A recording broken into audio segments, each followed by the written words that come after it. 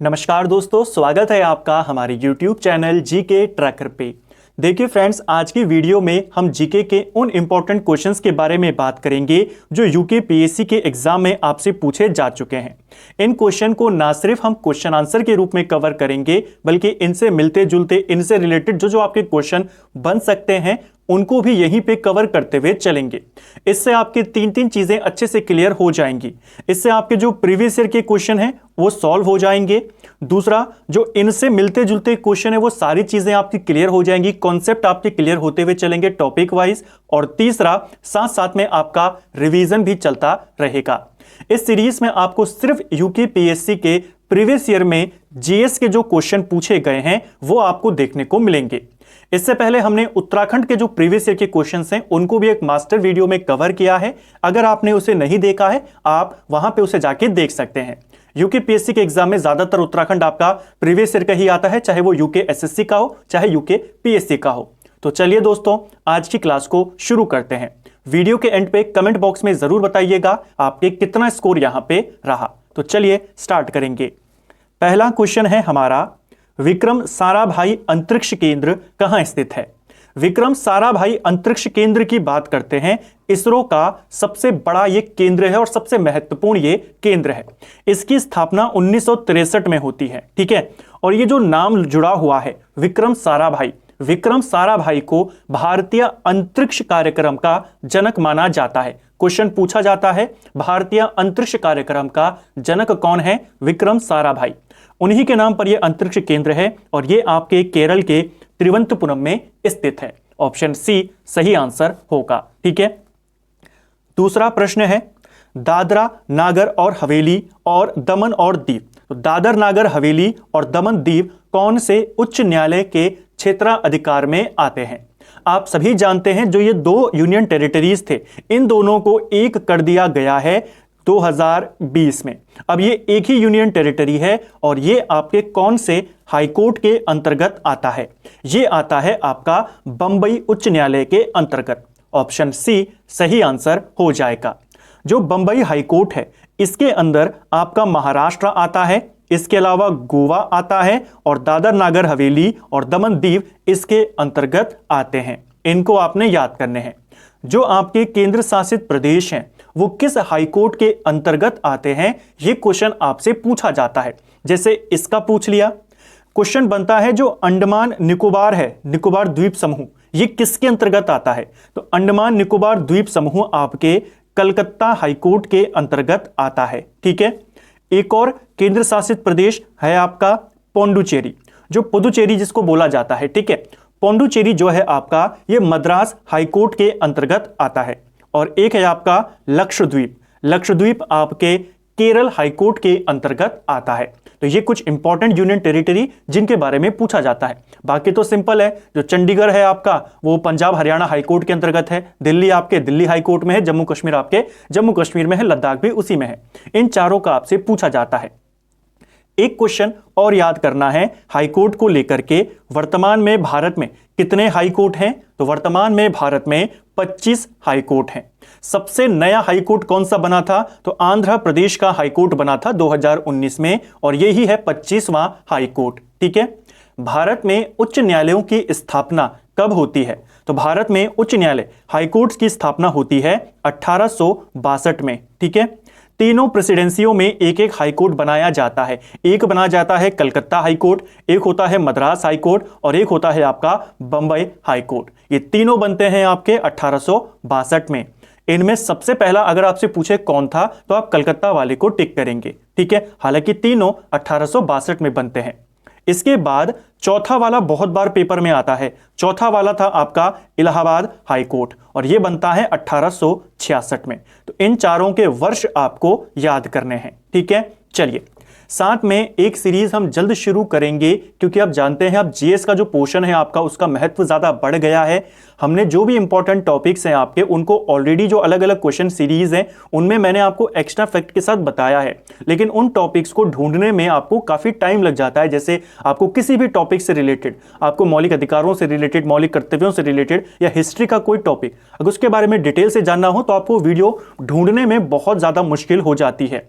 तो हम जल्द एक कोशिश करेंगे एक सीरीज की जिसमें जीके के जो इंपॉर्टेंट टॉपिक्स हैं उनके टॉपिक वाइज जो कॉन्सेप्ट हैं, जो पूरा एक ही चैप्टर है आपका, जो पूरा एक टॉपिक है उसे एक वीडियो में खत्म किया जाए, ताकि आपको जब भी जिस टॉपिक का रिवीजन करना हो आप सीधा उस टॉपिक का वीडियो देख सकें। और ये टॉपिक वाइज वीडियोस इस तरीके से होंगे, अलग अलग बुक्स का मिक्सचर के नोट्स होंगे, शॉर्ट नोट्स होंगे, टू द पॉइंट्स होंगे, और इसके बाहर आपको कभी भी कुछ और कहीं से भी पढ़ने की जरूरत नहीं पड़ेगी। कोशिश करेंगे जल्द से करने की, जिसमें हमारा पहला टॉपिक होगा मौलिक अधिकारों के बारे में। मौलिक अधिकारों के बारे में A to Z हम उस सिंगल वीडियो में कवर कर जाएंगे। इसी प्रकार सारे महत्वपूर्ण टॉपिक्स को कवर कर जाएंगे।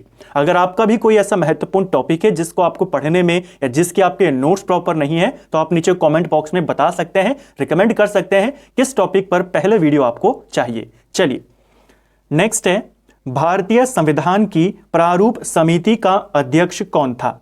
तो भारतीय संविधान की प्रारूप समिति, जिसे हम ड्राफ्टिंग कमेटी भी कहते हैं, इसके अध्यक्ष भीमराव अंबेडकर थे। प्रारूप समिति को मसौदा समिति भी कहते हैं। इसको लेकर के 3-4 क्वेश्चन बनते हैं। पहला, अध्यक्ष का नाम पूछा जाता है तो भीमराव अंबेडकर। दूसरा क्वेश्चन बनता है प्रारूप समिति का गठन कब हुआ था? तो प्रारूप समिति आपके 29 अगस्त 1947 में बनी थी। ठीक है, एक तो आपने ये याद करना है। दूसरा, प्रारूप समिति में कुल सदस्यों की संख्या कितनी थी? तो इस समिति में सदस्यों की संख्या थी टोटल 7। ठीक है, अब आपसे सदस्यों के नाम भी पूछे जाते हैं, तो जल्दी से 7 सदस्यों के बारे में देख लेते हैं। अध्यक्ष कौन थे? पहले जो इसके सदस्य थे वो थे भीमराव अंबेडकर, जो इसके अध्यक्ष थे। दूसरे सदस्य थे इसके गोपाल स्वामी अयंगर। ठीक है, तीसरे जो सदस्य थे प्रारूप समिति में KM मुंशी इसमें शामिल थे। चौथे जो सदस्य थे उनका नाम था सैयद मोहम्मद सादुल्ला। ठीक है, जो 5वें सदस्य थे अल्लादी कृष्ण स्वामी अय्यर इसमें शामिल थे। छठे सदस्य के रूप में पहले BL मित्र को जोड़ा गया और बाद में उनके स्थान पर N माधव राव को जोड़ा गया। इसको भी याद करेंगे। तो छठे सदस्य कौन थे? N माधव राव। और 7वें सदस्य के रूप में पहले DP खेतान को जोड़ा गया, लेकिन उनका निधन हो गया, तो 1948 में उनके जगह पर, DP खेतान की जगह पर TT कृष्णमाचारी को जोड़ा गया। ये 7 सदस्य आपकी प्रारूप समिति में थे। कब बनी थी? 29 अगस्त 1947 को। ठीक है, नेक्स्ट है, व्यक्ति के गिरफ्तार संबंधी अधिकार निम्नलिखित अनुच्छेदों में से किस अनुच्छेद में उल्लिखित हैं? यानी हमारे संविधान में मौलिक अधिकार हैं। मौलिक अधिकारों में किसी व्यक्ति को जब गिरफ्तार किया जाता है तो उसके भी कुछ अधिकार हैं। उनके बारे में कौन से आर्टिकल में बताया है, ये प्रश्न है। ये बताया है आर्टिकल 22 में। ऑप्शन बी सही आंसर होगा। देखिए, जो आर्टिकल 19 से लेकर 22 तक हैं, ये आपके स्वतंत्रता से संबंधित हैं। जैसे 14 से लेकर 18 तक समता के संबंधित है ना, समता के अधिकार, उसी प्रकार स्वतंत्रता के अधिकार 19 से 22 के बीच में है। 19 में आप जानते हैं 6 प्रकार की स्वतंत्रता है। इनको हम उस जो हमारी सिंगल वीडियो आएगी उसमें डिटेल में कवर करेंगे। सारे एक आर्टिकल को मैं आपको बहुत अच्छे से उसमें समझाऊंगा। 19 में 6 प्रकार की स्वतंत्रताएं आती हैं, आप जानते हैं। जो आर्टिकल 20 है वो ये कहता है कि अपराधों के दोष सिद्धि के संबंध में कुछ संरक्षण दिए गए हैं, यानी कि दोष जिसके ऊपर लगा है उससे रिलेटेड उसके भी कुछ संरक्षण हैं, अधिकार हैं, वो दिए गए हैं। 20 में 3 अधिकार उसको दिए गए हैं जिस पे दोष सिद्ध होता है। पहला, किसी व्यक्ति को एक ही अपराध के लिए सिर्फ एक बार सजा दी जाएगी। ठीक है, ऐसा नहीं कि उसको एक अपराध के लिए आप बार बार या एक बार से ज्यादा सजा दें। दूसरा अधिकार आर्टिकल 20 कहता है अपराध जब उसने किया उस समय जो कानून था उसी के तहत उसको सजा मिलेगी, ना पहले बनने वाले कानून के तहत ना बाद में बनने वाले, वो आर्टिकल 20 कहता है। और आर्टिकल 20 का तीसरा पॉइंट जो अधिकार उसको दिया गया है जिस पर आरोप सिद्ध होता है कि उस व्यक्ति को जिस पर आरोप है खुद के खिलाफ गवाही देने के लिए बाध्य नहीं कर सकते। तो ये 20 में है। हम बात करते हैं 22 की। पहले आएगा 21 में आप जानते हैं प्राण और दैहिक स्वतंत्रता के बारे में बताया गया है। अब बात करते हैं आर्टिकल 22 की। इसको थोड़ा डिटेल में समझेंगे जैसे 20 को समझा। गिरफ्तार अगर किसी व्यक्ति को किया जाता है तो उसके कुछ अधिकार हैं, वो आर्टिकल 22 में बताए गए हैं। इसके तहत भी 3 अधिकार उस व्यक्ति को दिए गए हैं जिसको गिरफ्तार किया जाता है या जिसको हिरासत में लिया जाता है। पहला अधिकार उसको यह दिया गया है कि वो हिरासत में लेने का कारण पूछेगा और उन अधिकारियों को उसे कारण बताना पड़ेगा। ठीक है, तो पहला अधिकार यह है। क्वेश्चन बनता है कि हिरासत में लेने का कारण पूछने का अधिकार कौन से आर्टिकल में है? आर्टिकल 22। दूसरा आर्टिकल जो इसी के अंदर है, दूसरा जो अधिकार उसको दिया गया है, 24 घंटे के अंदर उसे किसी दंड अधिकारी के सामने पेश करना होगा। ठीक है, यानी किसी ना किसी कोर्ट में उसे पेश करना होगा। तीसरा जो प्रावधान यहां पर किया गया है कि उस व्यक्ति को अपने पसंद के वकील से सलाह लेने का, बात करने का अधिकार होगा। तो गिरफ्तारी से संरक्षण में ये 3 अधिकार हैं जो कि आर्टिकल 22 में है और यही हमसे पूछा गया था। इन क्वेश्चन को डिटेल में हम इसलिए कवर कर रहे हैं क्योंकि ये सारे क्वेश्चन यूकेपीएससी के प्रीवियस ईयर के क्वेश्चन हैं, सभी के सभी क्वेश्चन इसमें। ठीक है, तो इनको आप नोट करते हुए जरूर चलें, कॉन्सेप्ट और रिवीजन साथ साथ होता रहेगा।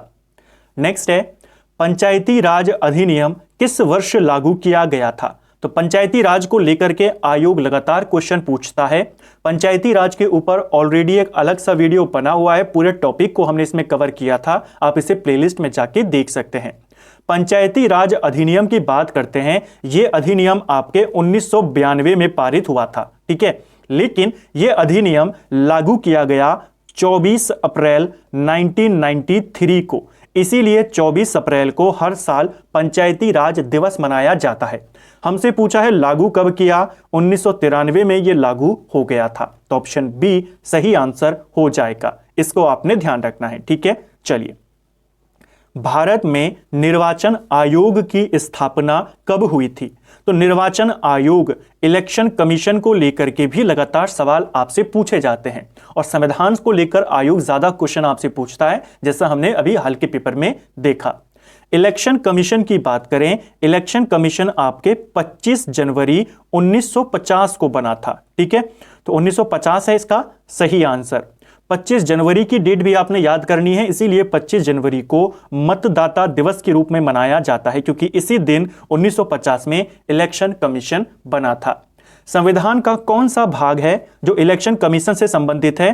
तो संविधान का भाग 15। ठीक है, ये इलेक्शन कमीशन से संबंधित है और आर्टिकल 324 से लेकर 329 तक ये भी आपके इलेक्शन कमीशन से रिलेटेड है। ठीक है, जो मुख्य चुनाव आयुक्त होता है, कौन था भारत का पहला मुख्य चुनाव आयुक्त? तो भारत के पहले मुख्य चुनाव आयुक्त थे, उनका नाम था सुकुमार सेन। ठीक है, कार्यकाल कितना होता है? जो चीफ इलेक्शन कमिश्नर होते हैं इनका कार्यकाल होता है 6 वर्ष का या 65 वर्ष की उम्र, यह होता है इनका कार्यकाल, 6 वर्ष का या 65 वर्ष की उम्र। ठीक है, इसको भी आपने याद करना है।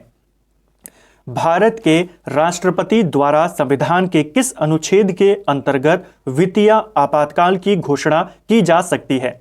तो भारत के संविधान के अनुसार 3 प्रकार के आपातकाल घोषित किए जा सकते हैं।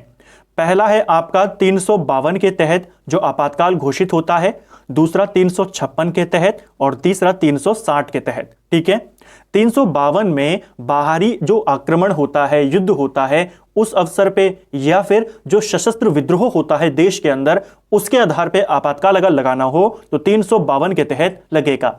किसी राज्य में अगर संवैधानिक तंत्र फेल हो जाता है, कोई भी दल सरकार नहीं बना पाता है, तब वहां पे राष्ट्रपति शासन लगता है, वो 356 के तहत लगता है। ठीक है, और जब वित्तीय आपातकाल लगाना हो देश में, वो 360 के तहत लगता है। तो सही आंसर हो जाएगा ऑप्शन डी 360। ठीक है, इसे आपने याद करना है।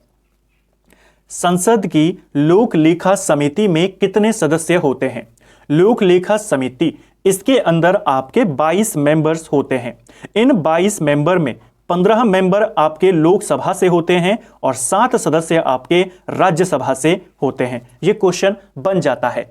लोक लेखा समिति का कार्यकाल कितने वर्षों का होता है? यह भी आता है 1 वर्ष का, 2 वर्ष का, 3 वर्ष का, 5 वर्ष का। तो याद रखना, लोक लेखा समिति हो या प्राक्कलन समिति हो, इनका कार्यकाल 1-1 वर्ष का होता है। हर साल नए सदस्यों को इसमें शामिल किया जाता है। ठीक है, लोक लेखा समिति में 22 सदस्य होते हैं, दोनों जगहों से इसमें मेंबर होते हैं, 15 लोकसभा से, 7 राज्यसभा से। एक और समिति है, संसद की सबसे बड़ी समिति है प्राक्कलन समिति। इसमें टोटल 30 मेंबर होते हैं और ये 30 के 30 लोकसभा से होते हैं। इनको भी आपने याद करना है। क्वेश्चन बनता है, आपको ऑप्शन दे देगा 4, इनमें से किस समिति में राज्यसभा का एक भी सदस्य नहीं होता? प्राक्कलन समिति। संसद की सबसे बड़ी समिति कौन सी है? प्राक्कलन समिति। ठीक है। भारतीय संविधान में 44वां संविधान संशोधन किस वर्ष पारित किया गया था? 44वां संशोधन बहुत बार आपसे पेपर में पूछा जाता है, बहुत इंपॉर्टेंट है, और ये आपके 1978 में पारित किया गया। ठीक है। 1978 में जनता पार्टी की सरकार थी और वो इस संविधान संशोधन को करते हैं। ठीक है। इसके तहत कई सारे चेंजेस संविधान में किए गए। क्वेश्चन बनता है ये वाला चेंज कब किया गया, किसके तहत किया गया? तो जल्दी से उन चेंजेस को यहां पर देख लेते हैं। पहला चेंज जो इस 44वें संविधान के तहत किया गया 1978 में, वो ये था, जो संपत्ति का मूल अधिकार था उसे हटा दिया गया और उसे कानूनी अधिकार बना दिया गया। तो पहला जो काम इसमें किया गया, संपत्ति के मूल अधिकार को खत्म कर दिया गया और इसे कानूनी अधिकार बना दिया गया। क्वेश्चन बनता है कब हुआ, किस संशोधन के तहत हुआ? आप बताएंगे 78 में 44वें संशोधन के तहत। दूसरा जो कार्य इसके तहत किया गया कि लोकसभा और विधानसभाओं का कार्यकाल जो बढ़ाकर 6 वर्ष कर दिया था इंदिरा गांधी के काल में, उसे वापस 5 वर्ष का कर दिया गया। यह क्वेश्चन भी बनता है। ठीक है। तीसरा जो इंपॉर्टेंट काम यहां पर हुआ इस संशोधन के तहत, राष्ट्रपति उपराष्ट्रपति के पद से रिलेटेड, उनके निर्वाचन से रिलेटेड जो भी विवाद होंगे वो वापस से सुप्रीम कोर्ट को दे दिए गए। ठीक है। तो प्रेसिडेंट वाइस प्रेसिडेंट के निर्वाचन से रिलेटेड जो विवाद होते थे वो पहले छीन लिए गए थे सुप्रीम कोर्ट से, क्योंकि अंतिम अधिकार किसके पास है? सुप्रीम कोर्ट के पास। लेकिन 1975 में 39वां संशोधन होता है जिसके तहत ये अधिकार छीन लिए गए थे सुप्रीम कोर्ट से। 44वें के तहत वापस सुप्रीम कोर्ट को ये अधिकार दे दिया गया। चौथा अधिकार जो 78, ये जो संशोधन हुआ था 78 में 44वां संशोधन, ये किया गया कि राष्ट्रपति को यह अधिकार दिया गया कि अगर मंत्रिमंडल कोई प्रस्ताव राष्ट्रपति के पास भेजता है तो राष्ट्रपति उसे वापस भेज सकता है। तो यह भी अधिकार इसी आर्टिकल, इसी संशोधन के तहत दिया गया। हालांकि यह भी प्रावधान किया गया कि अगर यह प्रस्ताव वापस से भेजा जाता है, अब राष्ट्रपति इसे लौटा नहीं सकता, उसे मंजूरी देनी होगी।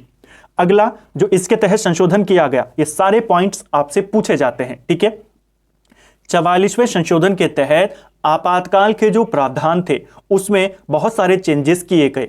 पहला चेंज ये किया गया कि 352 में पहले लिखा था अशांति, आंतरिक विद्रोह के समय पे आप आपातकाल लगा सकते हैं। ठीक है। आंतरिक विद्रोह के टाइम पे या आंतरिक अशांति के टाइम पे। ठीक है।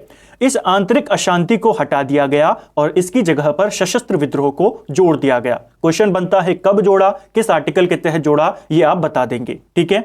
अगला जो किया गया इस संशोधन के तहत, अभी तक ऐसा था कि प्रधानमंत्री की सिफारिश पर राष्ट्रपति आपातकाल लगा देते थे।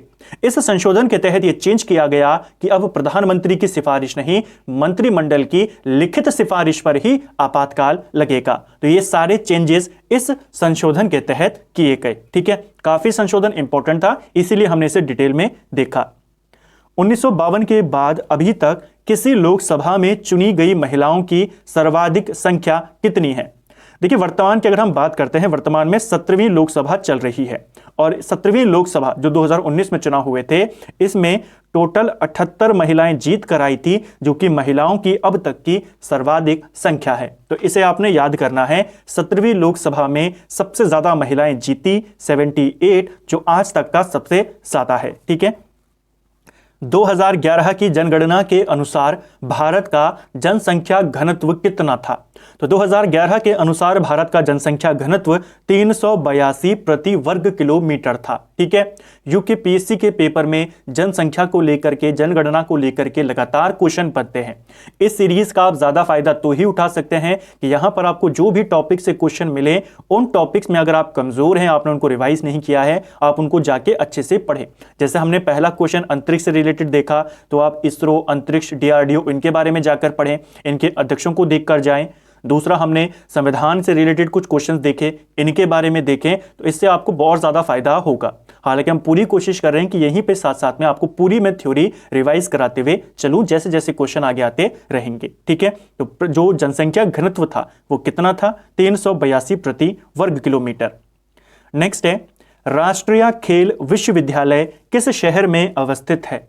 तो राष्ट्रीय खेल विश्वविद्यालय ये आपके मणिपुर की राजधानी इंफाल में है ऑप्शन ए सही आंसर हो जाएगा। 2018 में यह बना है, तो नया क्वेश्चन है, याद करेंगे। ठीक है, जलियांवाला बाग हत्याकांड की घटना किस वर्ष में हुई थी? देखिए, जलियांवाला बाग हत्याकांड ये आपके 1919 में होता है। डेट भी आपको याद करनी है, 13 अप्रैल 1919 को यह घटना घटित होती है। ठीक है, घटना किससे रिलेटेड थी? रोलेट एक्ट से रिलेटेड।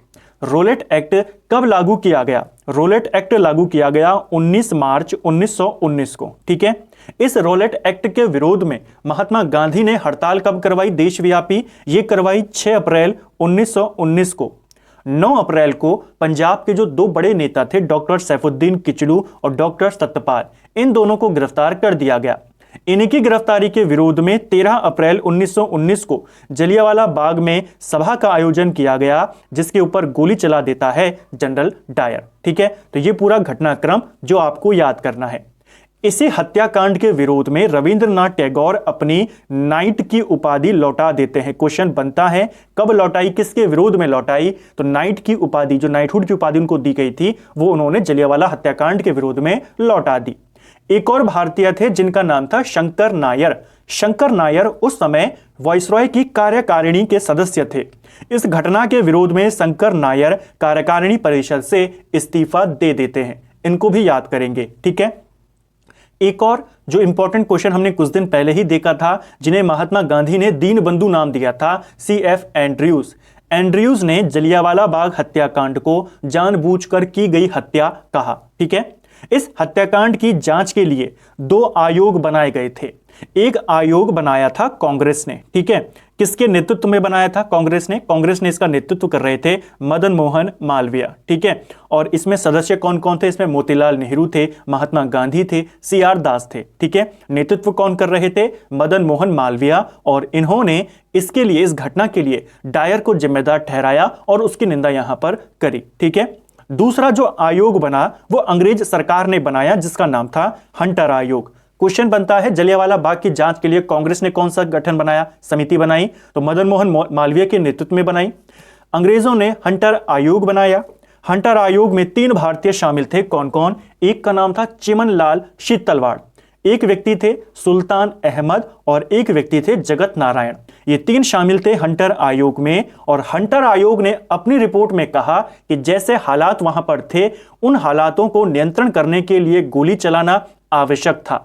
हालांकि इन्होंने डायर को क्लीन चिट तो नहीं दी, कहा कि डायर ने जरूरत से ज्यादा शक्ति का वहां पर इस्तेमाल किया, लेकिन जो भी किया डायर ने ईमानदारी से किया। एक तरीके से आप कह सकते हैं कि निंदा भी नहीं की और उसको थोड़ा बहुत जिम्मेदार भी उसको नहीं माना। ठीक है, हालांकि बाद में डायर को नौकरी से निकाला गया, लेकिन जब वो ब्रिटेन गया तो ब्रिटेन में उसकी काफी तारीफ की गई, उसे काफी सम्मान वहां पर दिया गया। तो ये 2 जो आयोग थे, दोनों के सदस्य, दोनों के बारे में आपको पता होना चाहिए। हमने कोशिश करी पूरा जलियांवाला बाग हत्याकांड, यहीं पर हम उसके सारे प्रश्नों को कवर कर जाएं। ठीक है, चलिए, निम्नलिखित में से कौन ब्रिटिश संसद के सदस्य रहे हैं? तो ब्रिटिश संसद के सदस्य कौन बने थे? आप सभी जानते हैं, दादा भाई नौरोजी। दादा भाई नौरोजी 1892 में फिन्सबरी से लिबरल पार्टी के टिकट पर, किसके पार्टी के टिकट पर? लिबरल पार्टी के टिकट पर ये चुनाव जीते थे और ब्रिटेन के हाउस ऑफ कॉमन्स यानी वहां की लोकसभा के ये सदस्य बने थे। कब बने थे? 1892 में। क्वेश्चन बनता है ब्रिटिश संसद के सांसद बनने वाले, सदस्य बनने वाले एशिया के पहले व्यक्ति कौन थे? दादा भाई नौरोजी। दादा भाई नौरोजी को भारत का ग्रैंड ओल्ड मैन भी बोला जाता है। ठीक है, इनकी एक फेमस किताब है, आप जानते हैं, poverty and un British rule in India. और इन्होंने ही धन निष्कासन का सिद्धांत भी दिया और भारत में पहली बार जो राष्ट्रीय आय की गणना का प्रयास है वो भी इन्होंने किया था। ठीक है, किस भारतीय शासक के काल में यात्री डोमिंगो पायस आया था? तो ये क्वेश्चन हमने कल ही देखा था, ये क्वेश्चन यूकेपीएससी ने पूछा है। डोमिंगो पायस जो है ये 1515 में विजयनगर साम्राज्य में गया था और उस समय शासक कौन था? कृष्णदेव राय। ऑप्शन सी सही आंसर होगा। ये पुर्तगाल का था। पुर्तगाल का एक और यात्री था, उसका नाम था बारबोसा। ये दोनों के दोनों पुर्तगाली थे, दोनों के दोनों लगभग इसी टाइम पर आए थे, दोनों पुर्तगाल से आए थे और दोनों कृष्णदेव राय के दरबार में या उनके काल में विजयनगर साम्राज्य में गए थे। ठीक है, डोमिंगो पायस और बारबोसा। अशोक का समकालीन मिस्र के शासक कौन था? काफी इंपॉर्टेंट ये क्वेश्चन है और आयोग ने इसको पूछा है। ठीक है, देखिए अशोक के समकालीन की अगर हम बात करते हैं मिस्र के शासक की, इसका नाम था टॉलमी द्वितीय फिलाडेल्फस, ये राजा था मिस्र का। इसकी जानकारी हमें कहां से मिलती है? एक क्वेश्चन बनता है एसएससी में, बहुत बार ये क्वेश्चन आया है कि अशोक के किस शिलालेख में पड़ोसी राज्यों की जानकारी मिलती है? पड़ोसी राज्य यानी पड़ोसी देशों के बारे में। यह मिलती है 13वें शिलालेख से, वही शिलालेख जिसमें कलिंग युद्ध का वर्णन है। कलिंग युद्ध का वर्णन भी इसी शिलालेख में है। जो उसके पड़ोसी राज्य थे, पड़ोसी देश थे, उनका वर्णन भी इसी शिलालेख में मिलता है। इस शिलालेख में 13वें शिलालेख में 5 यवन राजाओं के नाम हमें देखने को मिलते हैं जिनके साथ अशोक के राजनीतिक संबंध थे। ठीक है, जिन 5 राजाओं में कौन कौन शामिल हैं, क्योंकि यहां पर मिस्र का पूछा है, हो सकता है अगली बार सीरिया का पूछ ले, मकदूनिया का पूछ ले, इस तरीके से। इन 5 जो शासक थे, 5 राज्य थे, इसमें एक तो आपका मिस्र था, एक आपका सीरिया था, ठीक है, एक आपका मकदूनिया था, ठीक है, इसको भी याद करना है, एक था आपका एपीरस और एक था आपका साइरन। ठीक है, तो ये 5 राज्यों की जानकारी मिलती है। इनके शासक कौन कौन थे? मिस्र का शासक टॉलमी द्वितीय था, इसके अलावा सीरिया का शासक एंटियोगस द्वितीय था, ठीक है, एंटियोगस द्वितीय। मकदूनिया का शासक एंटीगोनस था, ठीक है, ये दोनों अलग अलग व्यक्ति हैं। एंटियोकस द्वितीय सीरिया का था, मकदूनिया का एंटीगोनस था। जो आपका एपिरस का राजा था, एपिरस का राजा का नाम था अलेक्जेंडर, ठीक है, और जो साइरिन का राजा था इसका नाम था मग। ठीक है, इन 5 राजाओं के नाम आपको याद करने हैं, ठीक है, इनको लिख लीजिए। दूसरा, जो ये टॉलमी द्वितीय फिलाडेल्फस है, इसी का नाम कुछ स्रोतों में तुरमय भी बोला गया है। क्वेश्चन बनता है अशोक के समकालीन तुरमय कहां का राजा था? ये मिस्र का राजा था, तो इसे याद करना है। तुरमय इसी टॉलमी द्वितीय फिलाडेल्फस को बोला गया है। ठीक है, भारत में ब्रिटिश साम्राज्य का वास्तविक संस्थापक किसे कहा जाता है? तो भारत में ब्रिटिश साम्राज्य का वास्तविक संस्थापक रॉबर्ट क्लाइव को माना जाता है। ठीक है, यही रॉबर्ट क्लाइव था जिसने प्लासी का युद्ध जीता, जो बंगाल का नवाब था सिराजुद्दौला उसे पराजित किया। यही रॉबर्ट क्लाइव था जो बंगाल का पहला गवर्नर बना, 1757 से लेकर के 1760 तक ये बंगाल का गवर्नर रहा। उसके बाद दूसरी बार ये गवर्नर बना 1765 में और 67 तक ये गवर्नर रहा। ठीक है, इसी रॉबर्ट क्लाइव ने बंगाल में द्वैत शासन की शुरुआत करता है। तो भारत में वास्तविक संस्थापक ब्रिटिश साम्राज्य का किसे माना जाता है? रॉबर्ट क्लाइव को माना जाता है। ठीक है, रॉबर्ट क्लाइव को लेकर के एक अंग्रेज है जिसने एक स्टेटमेंट दिया था। अंग्रेज का नाम है विलियम पिट। विलियम पिट ने रॉबर्ट क्लाइव को स्वर्ग से उत्पन्न सेना नायक कहा है। तो इस क्वेश्चन को भी याद करना है कि रॉबर्ट क्लाइव को स्वर्ग से उत्पन्न सेना नायक किसने बोला? विलियम पिट ने बोला। ठीक है, चलिए, निम्नलिखित में से कौन होम रूल लीग आंदोलन से संबंधित था? तो होम रूल लीग आंदोलन भारत में 1916 में शुरू होता है। किस देश की तर्ज पर भारत में से शुरू किया गया था? तो यह हुआ था आयरलैंड की तर्ज पर। ठीक है, इसको भी याद करना है। 2 व्यक्ति मुख्यतः इसके साथ जुड़े हुए थे, एक थे बाल गंगाधर तिलक और एक थी एनी बेसेंट। ऑप्शन ए हमारा सही आंसर होगा। बाल गंगाधर तिलक ने जो होम रूल लीग बनाई, जो होम रूल आंदोलन उन्होंने चलाया, वो महाराष्ट्र, मध्य प्रदेश इन क्षेत्रों में सीमित था। जबकि जो एनी बेसेंट का है, तिलक वाले को छोड़ करके पूरे भारत में एनी बेसेंट का होम रूल आंदोलन था। तो इसे आपने याद करना है। ठीक है, ज्यादातर किसका था? जो ऑल इंडिया होम रूल आंदोलन की अगर हम बात करते हैं वो एनी बेसेंट का था। इन्होंने सितंबर 1916 में शुरू किया, तिलक ने अप्रैल 1916 में शुरू किया, महाराष्ट्र, मध्य प्रदेश इन एरिया में। ठीक है, तो इसे आपने याद करना है। प्लासी का युद्ध कब लड़ा गया था? प्लासी का युद्ध आपसे डेट सहित पूछा जाता है। यह युद्ध 23 जून 1757 में लड़ा गया था। ठीक है, प्लासी का युद्ध किस किस के बीच में यह युद्ध हुआ था? तो बंगाल का जो नवाब था सिराजुद्दौला और अंग्रेज जिसका नेतृत्व कर रहा था रॉबर्ट क्लाइव। ठीक है, तो इनके बीच में यह युद्ध होता है। क्लाइव इस युद्ध को जीत जाता है। क्वेश्चन बनेगा, आपने इसे याद करना है। एक और याद करना है, क्वेश्चन बनता है आपसे, किस संधि को हवाला देकर अंग्रेजों ने आरोप लगाया था नवाब के ऊपर कि आप इस संधि का पालन नहीं कर रहे हैं और इसीलिए उन्होंने फिर प्लासी का युद्ध किया? वो संधि थी अलीनगर की संधि। अलीनगर की संधि आपकी 9 फरवरी 1757 को होती है। ठीक है, 9 फरवरी 1757 ये संधि भी रॉबर्ट क्लाइव और सिराजुद्दौला के बीच में होती है। बाद में इसी संधि के उल्लंघन का आरोप अंग्रेज सिराजुद्दौला पे लगाते हैं और आक्रमण कर देते हैं, जिसके रूप में क्या होता है, प्लासी का युद्ध। ठीक है, वर्नाकुलर प्रेस एक्ट किस गवर्नर जनरल के कार्यकाल में पारित हुआ था? वर्नाकुलर प्रेस एक्ट की बात करते हैं, गवर्नर जनरल या यूं कहें वाइसरॉय उस समय कौन था भारत का, तो वो था लिट्टन। ऑप्शन डी सही आंसर हो जाएगा। वर्नाकुलर प्रेस एक्ट आपके 1878 में आया था और उस समय वाइसरॉय लिट्टन था। इस वर्नाकुलर प्रेस एक्ट को 1882 में खत्म कर दिया गया और उस समय वाइसरॉय रिपन था। तो दोनों याद करने हैं, लाया कौन और खत्म किसने किया, कब किया, दोनों आपसे पूछे जाते हैं। ठीक है, तो फ्रेंड्स ये थे हमारे यूके पीएससी के 20 इंपॉर्टेंट क्वेश्चन जो आपसे पेपरों में पूछे गए हैं। हमने कोशिश करी इन 20 प्रश्नों से आपको ढेर सारे जो इनसे रिलेटेड क्वेश्चन हैं, इनसे मिलते जुलते कॉन्सेप्ट हैं, उनको यहीं पर एक कहानी की तरह मैं आपको बताते हुए चलूं, जिससे आपका साथ में रिवीजन भी हो जाए और प्रीवियस ईयर के क्वेश्चन भी आपके कवर हो जाएं और साथ में कॉन्सेप्ट भी आपके टॉपिक वाइज क्लियर हो जाएं। उम्मीद करता हूं ये सीरीज आपको पसंद आएगी। इससे आपके जो जीएस का प्रीवियस ईयर के क्वेश्चन हैं वो भी सारे कवर हो जाएंगे। अगर आपको ये वीडियो पसंद आई है तो वीडियो को लाइक करें। अगर आप चैनल पर पहली बार आए हैं, चैनल को सब्सक्राइब करें, अपने दोस्तों के साथ शेयर करें। वीडियो कैसा लगा कमेंट बॉक्स में हमें जरूर बताएं और टॉपिक वाइज सीरीज में आप किस टॉपिक्स के वीडियोस पहले देखना चाहते हैं, अपने टॉपिक्स भी कमेंट बॉक्स में हमें जरूर बताएं। Thank you friends.